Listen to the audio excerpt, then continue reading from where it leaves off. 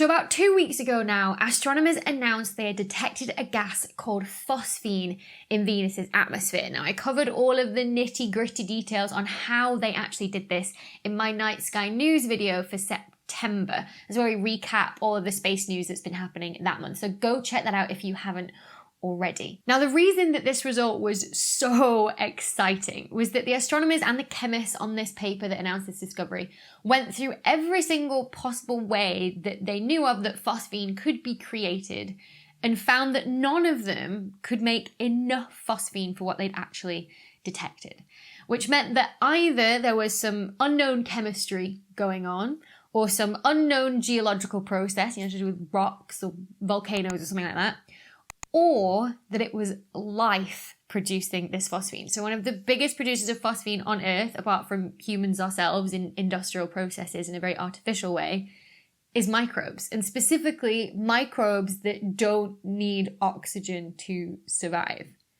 And so this result was very, very surprising to a lot of people. But I'm looking at the Venus and I'm not happy. So the idea that life could have produced that phosphine on Venus is obviously the most exciting option of all of those, if not necessarily the most likely option. And so a lot of people have fixated on this idea, including all of you in the comments on my Night Sky News video. And I noticed that sort of all the questions, there was 3 that were being asked over and over again. And those were, the first one was, could we have transferred life to Venus from Earth on probes that we have sent there? The second was, what about phosphine that we've detected in the gas giants of Jupiter, Saturn, Uranus, and Neptune? Does that mean there's life on those planets? How is this different, this detection of phosphine on Venus? And the third was whether microbes could even survive the high radiation and extreme conditions that you find on Venus. Now, first of all, you lot ask the best questions. Let's just say that now. Second of all, these are really nitty-gritty astrobiology and astrochemistry questions. I am not an astrobiologist. I'm an astrophysicist. I spend my day thinking about black holes and not about microbes. So I figured what we can do this week is I can call up 3 different astrobiologists to ask them your questions. Specifically, these are astrobiologists that weren't involved in that Venus result. They're independent from it. So this is going to be kind of like our own little mini peer review. First up, we have Professor Akihiko Yamagishi, who's a professor of life sciences at the University of Tokyo. He headed up the Tampopo mission on the International Space Station, which investigated whether microbes could survive on the outside of the International Space Station. He's an expert in the panspermia hypothesis, this idea that life actually exists everywhere in the universe and it's just transferred from hospitable planet to hospitable planet by asteroids, comets, and even space dust. So he is a perfect person to ask your first question to. Could we have transferred life to Venus? Hey, Editing Becky, just jumping in here really quickly. Just to let you know, I'm going to subtitle Professor Yamagishi, not because his English isn't fantastic, but because I know there's a lot of you out there watching who have English as a second language, and I just thought it would make it easier for you to understand him. All right, so tell me about the Tampopo mission. What did it find? Okay, Tampopo mission is the experiment done on the International Space Station. And we have prepared the pellets of microbial cells and exposed it outside of the International Space Station for in total 3 years. Wow. And the experiment was meant to test if the microbe can survive in outer space and how long the microbe can survive in outer space. And we found the microbes can survive for 3 years in the experiments. And the point was we have tested the survival for after 1 year exposure and 2 year exposure and 3 year exposures. And then we can plot it and we can extrapolate the survival and we can estimate how long the microbe can survive. And finally, we obtained the survival length under the UV illumination because the UV is known to very harmful for any microbes, but our microbes can turn out to be survive between 2 and 8 years under Wow. the UV illumination. And if the UV is shielded by something, then the microbe can survive about 40 or 80 years. That Wow. we have obtained. Wow. 80 years. That's incredible. 50 years. 50 years. 50 Okay. years, 40 and 50 years. 40, still 50 years. That's a long time. That means that I guess if any microbes were shielded from UV on Voyager somehow, they could technically still be alive. If life can survive in this way, we have to be very careful then sending probes to other planets then. I mean, do we mitigate for that? Are they cleaned in any way? Okay, yes, the scientists were worried about it for a long time, for more than 50 years. And we were mandatory to test not to contaminate the other planets like Mars or the other icy planets. So we are testing the microbes attached to the probes and not to contaminate the other planets. I guess if we've known about it for 50 years, is it even possible that life could have been transferred to Venus, and that could explain the results this week, perhaps on the Venera probes of the 70s, do you think? Oh, yes. And the concerning about the survival during the transfer process, the answer is yes. And the microbe can survive during the transfer. But there are several other points. Even if the microbes have been transferred to the Venus is a very hostile environment. And the environment can be mild at a higher level, for example, 50 kilometers or so. The temperature is rather moderate, and the pressure is also moderate. But the problem is we know that the clouds in the atmosphere of the Venus, and the cloud is made of sulfuric acid, and around 70% or 80% concentration of the sulfuric acid is there in the cloud particle. So there is no known organism that can survive in the sulfuric acid, that concentration. So, okay, there is a possibility of transferring microbes to the Venus, but we don't think that can contaminate and survive or grow the environment of the Venus atmosphere. Okay, so this idea of transferring life from Earth to Venus is definitely plausible then. But if that wasn't the case, how else could life have gotten to Venus? The origin of life is not very understood, but there must be some organic compounds transferred to the surface of any planet. But organic compounds is contained in a meteorite and may be contained in the comets and the micrometeorite. So those compounds evenly or in any probably transferred to the surface of any planets, for example, Earth, and also Venus, and also to the Mars. So there are similar process might occur on the surface of Venus and Earth and Mars. It is so fascinating to think about life surviving somewhere that we have always thought of as so hostile to life, at least human life anyway. So thank you so much to Professor Yamagishi for talking to me there. That was incredible. Anyway, on to question number 2. What about phosphine on the gas giants? So to answer this one, we're going to need a planetary physicist. So I spoke to Dr. Rohini Giles from the Southwest Research Institute in Texas, who is an expert on the chemical compositions of the atmospheres of planets in the solar system. So Rohini, how long have we known that phosphine exists in the atmospheres of the gas giants? So the presence of phosphine in Jupiter's atmosphere was actually predicted by the early thermochemical models that people made back in the 1960s. So if you go deep into Jupiter's atmosphere, the temperatures are super high and there's a ton of hydrogen because Jupiter's mostly made of hydrogen. And so if you take a bit of phosphorus and a lot of hydrogen and a lot of heat, it naturally wants to form phosphine. That's just the natural state for those things. So these models predicted that the most abundant phosphorus gas on Jupiter would be phosphine. So that's really true like deep down in the atmosphere where the temperatures are high. As you go higher up in the atmosphere where things start to cool down, phosphine naturally wants to decompose. So it actually was a little bit of a surprise when we first observed phosphine, but not because we thought it might indicate life. In the case of Jupiter, the reason that it was a bit of a surprise is that even though phosphine is really present deep down in the atmosphere where the temperatures are high, the more observable part of the atmosphere, the part that we can actually look at with telescopes, is higher up where it's cooler. So we didn't expect there to be very much phosphine there. So basically, when we started making observations, we were like, pretty sure there's going to be phosphine, but pretty sure we can't see it.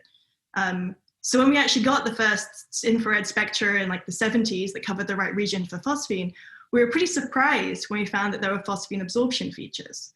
As the scientists had to come up with a new explanation of why there was phosphine when we didn't think we should be able to see it. And what they ended up suggesting is that there's this really strong upwelling happening from deeper down in the atmosphere. So this was one of the indications that there's really extreme weather happening on Jupiter. So you have these like kind of big convective currents that drag phosphine up from deeper regions where it's more abundant. And that allows us to see it up at the higher regions where our telescopes can probe down to. So it's kind of cool. On Jupiter, phosphine actually acts as like a kind of weather meter. If you see a lot of phosphine, it probably means there's lots of upwelling there. And if you don't see as much phosphine, it probably means there's not as much upwelling there. That's really cool. Like, who knew phosphine was such like a useful molecule like before 2 weeks ago? I'm like so excited to see people talking about it in the news because it was like one of the 3 major molecules I was interested in for my thesis. But there's 2 others called arsine and germane, and those are the 3 stars of my thesis. So you're just hoping that like we discover one of those on Mars now so that everybody knows what you're talking about. I want to talk about them. Well, the rest of us hadn't heard of it. You know, we haven't spent years like you doing PhD thesis writing about phosphine. It genuinely didn't occur to me that other people hadn't heard of phosphine. I was actually kind of confused when I saw people talking about it, like, what is this molecule? I'm like, surely everyone knows about phosphine. Phosphine's just phosphine. It's like CO2, pH3. Yeah. Everybody knows about it. In my mind, it's generally like about as like commonly known as methane. Like I forget that it's not. So why do we think then that the phosphine on Venus could be life and on Jupiter and the other gas giants it's not? So there are 2 key differences here. The first is that Jupiter is a hydrogen-dominated atmosphere. So it's much easier to produce a molecule that's made of phosphorus and hydrogen, like pH3, phosphine, in the same way that lots of other elements want to be in the hydrogen forms, like carbon makes methane and nitrogen makes ammonia. But in contrast, Venus is a carbon dioxide-dominated atmosphere. So stuff there generally tends to be more oxidized. And phosphorus we'd expect to be found in its oxidized forms, like maybe a phosphate like we see on Earth. And then the other big difference is that even if you have lots of hydrogen around, you need really high temperatures for phosphine to naturally form. And on Jupiter, you have those really high temperatures deep in the atmosphere. So it's above about 800 Kelvin to 1000 Kelvin, the temperatures are really high, and that's where phosphine is chemically stable. And so even on Jupiter, even though we have all the perfect conditions, we can only observe it because we have this really extreme weather patterns happening. So it gets dragged up from these really hot regions. So you need the combination of the really high temperatures and lots of hydrogen. So do we see, because I know phosphine is sort of the equivalent to ammonia, right? Like NH3, like nitrogen and 3 hydrogens. So do we see a lot of ammonia on Jupiter as well? Yeah, we see a lot of ammonia, and then the same thing with carbon. So methane is one of the main ways that carbon likes to exist on Jupiter. So when you have a planet that's got that much hydrogen, everything likes to exist in its like hydrogen forms. So the other 2 gases that I was talking about, germane and arsine, they're germanium and hydrogen and arsenic and hydrogen. So were you very surprised then to hear that phosphine was detected on Venus? Yeah, I mean, I don't think any thermochemical models would have predicted that phosphine should be present. And I think it was that lack of prediction that made everyone really surprised. Honestly, it blows my mind just to think about the amount of unknown chemistry that must be going on in the solar system. That was just such a cool chat. Thank you so much to Dr. Giles for speaking to me. Anyway, moving on to question 3. Could life even survive the high radiation and extreme conditions on Venus? For this, we need an astrobiologist again. So I spoke to Professor Lewis Dartnell from the University of Westminster, who's an expert on how life might survive the extreme radiation on Mars. So To be honest, Lewis, like before this detection of phosphine came out on Venus, did you ever think that we would find a biosignature on Venus before we did on Mars? To be fair, it's been a bit of a blinder. This has come a little out of the blue.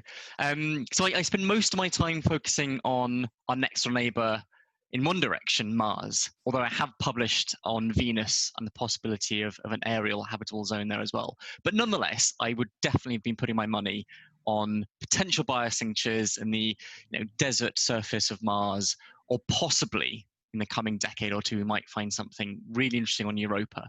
But no, I don't think anyone. I think, to be fair, even the astronomers that did this study were not expecting to find phosphine in the atmosphere of Venus. They were almost checking it's a null case, just to show that their technology worked, but it wasn't going to find it there. So I guess we should get into like the differences between Venus and Mars, or actually the similarities, really, because I think one of the questions that's been asked is the increased radiation on Venus, which is similar conditions to what we get on Mars as well. So what is the similarities between the two of them that means that any life on those planets would have to cope with increased radiation? Yes, I think we take a lot for granted here on the surface of the Earth. And we are very much in a protective cocoon, protected bubble from the radiation from outer space, not just the cosmic rays, which I spend a lot of my time thinking about. So very energetic ionizing particle radiation spat out by the sun, by solar flares, or by supernovae across the galaxy, but also a lot of very hard ultraviolet radiation. We have the ozone shield in our atmosphere to protect us from that. But if you were on the surface of Mars, you're basically naked. You're exposed and vulnerable as an organism, as a microbe, to hard UV in the sunlight and also cosmic rays. And to a certain extent, that's also true for this aerial habitable zone in Venus. You have some atmosphere above you, but there's still penetration of cosmic rays down into it. And what we're looking at the moment is the penetration of ultraviolet radiation. So why is this UV radiation so harmful to life? So obviously for us, it burns our skin, right? But like do the microbes get sunburns? Like what is it that's so dangerous to them? As I said, we're mostly shielded from the particularly nasty UV wavelengths on the surface of the Earth because of the ozone layer. But if that were to be stripped away, then you would have not just UVA wavelengths, which give you sunburn, but UVB and even worse, UVC wavelengths, which are very, very strongly absorbed by DNA. And if you damage your DNA, it's likely to be curtains for you. Although there are some extremophiles, some ultra-hardy organisms on Earth that are very, very good at repairing that kind of DNA damage from UV. But if you're not able to repair it, that's what is going to end up killing you. UV is very, very dangerous to microorganisms. But the point with Mars and Earth is you get to go deeper.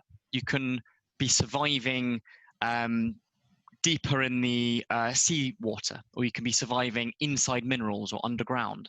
The problem with Venus is you don't get that option, that there is a very hard thermal floor. You cannot go below a certain altitude before you reach searing temperatures that would sterilize anything. So life on Venus, if it were there, would be stuck between a rock and a hard place, if you like, or at least stuck between searingly high temperatures if they go too low in the atmosphere, and then freezing cold temperatures if they go too high. That the habitable zone is squeezed between those thermal limits. That's amazing. I'd never really thought about the idea of, because there's obviously the habitable zone around a star, there's the habitable zone in a galaxy as well that we've talked about before on this channel, but actually a habitable zone in an actual planet atmosphere as well is an odd thing I don't think I've ever considered before. So that's fascinating.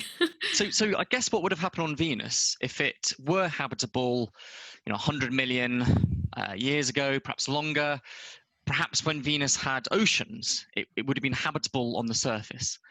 And then as Venus as a world underwent this environmental collapse, underwent this runaway greenhouse effect, you can imagine that habitable zone kind of migrating up from the surface higher and higher through the atmosphere. As Venus got hotter, you have to go higher in the high altitude, like when you're climbing a mountain on Earth, to chase those cooler temperatures. So the possibility for life on Venus today is if it got started in ancient Venusian oceans and was then able, literally as a climate refugee, to chase that habitable zone as it went higher and higher. And we don't really know what mechanism might have allowed for that. but it is at least a possibility. Thank you so much, Professor Dartnell, for talking to me there. Lewis also has a book out if you want to know more about astrobiology. It's called Life in the Universe, A Beginner's Guide. Seriously, the conversations I've had this afternoon have just been like, wow. Like, I mean, I know black holes are cool, but if anything's going to outdo black holes, it's going to be talking about life elsewhere in the universe, right? And I think if anyone was going to sum up like what we've heard this afternoon, like the best, I think it's Jeff Goldblum. Life finds a way. But obviously the big question is still whether this detection of phosphine on Venus is actually due to life and not some unknown chemical process or unknown geological process.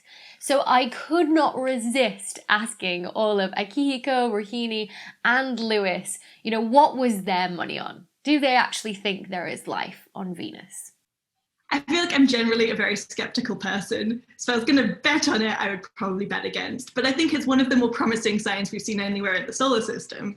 The skeptic in me leans towards chemistry we don't understand, in the same way that I think all the authors of the paper probably lean towards chemistry that we don't understand. Yeah. So if I were a betting man, and I'm not, I would say this phosphine detection is probably not going to turn out to be a biosignature. It will be some interesting, previously unknown atmospheric chemistry and not biochemistry, not a sign of Venusian life.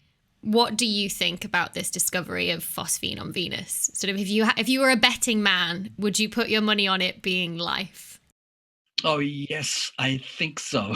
Because, that sounds rather opposite to what I've said. There is very low possibility of contaminating the Venus atmosphere from Earth. But, Earth microbes has adapted to our environment, to the environment on the Earth. But in the case of the Venus also has a billion years of time or the history for microbes to evolve. So if microbe on the Venus, if it evolved on the Venus itself, then it might have evolved to adapt to the Venus environment. I also asked this question to the person who led this work on the discovery of phosphine on Venus, Professor Jane Greaves from Cardiff University. I interviewed her for the Royal Astronomical Society's Supermassive podcast. So if you want to hear that interview, the link to the podcast is in the description below. As for me, I think my money's on unknown chemistry too, even though it is the more boring option. Sorry, chemists. But know that I do have all of my fingers and toes crossed in the hope that I am completely and utterly wrong and that there does turn out to be life on Venus. So for our first question, I called up a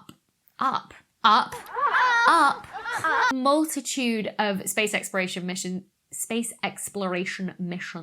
She's worked on a multitude of space exploration missions. I'll just say space missions. And so I could not resist asking, I also couldn't resist asking resist again, what? It's not a word, Becky. I also couldn't resist asking this question. Oh, resist and asking, resist. Is there life on Venus? Microbes in the atmosphere.